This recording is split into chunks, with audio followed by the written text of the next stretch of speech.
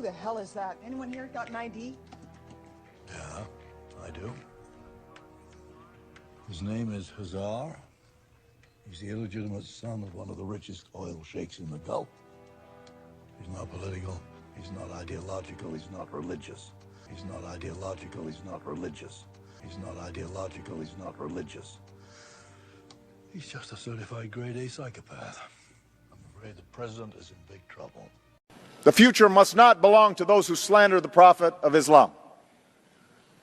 But to be credible, those who condemn that slander must also condemn the hate we see in the images of Jesus Christ that are desecrated, or churches that are destroyed, or the Holocaust that is denied. Let us condemn incitement against Sufi Muslims and Shia pilgrims.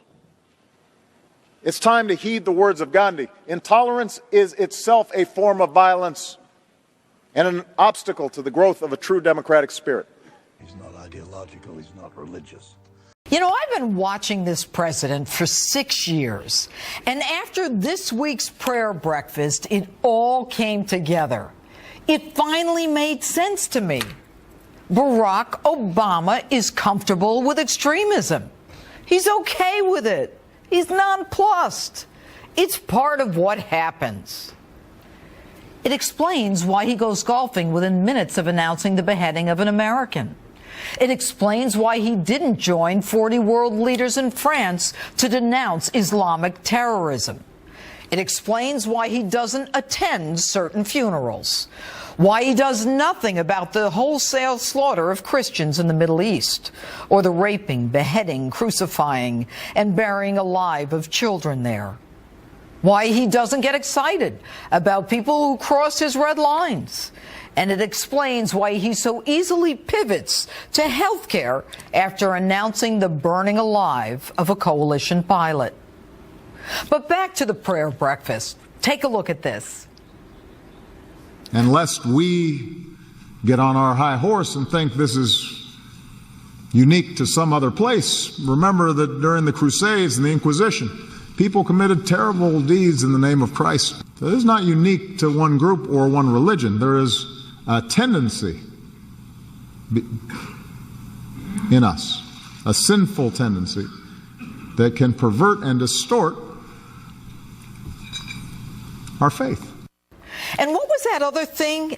Get off our high horse? Are Americans on a high horse because we condemn the jihad of Islamic terrorists? Are you saying it's our turn? That we have it coming? Or that by pointing out centuries-old wrongdoing, you excuse the slaughter of innocents today? Mr. President, what's most interesting is that with the Crusaders, you so easily identify them as Christians. Why is it so hard for you to identify today's jihadi terrorists as Muslim? He's not ideological, he's not religious. Throw a rock at Christians? No problem.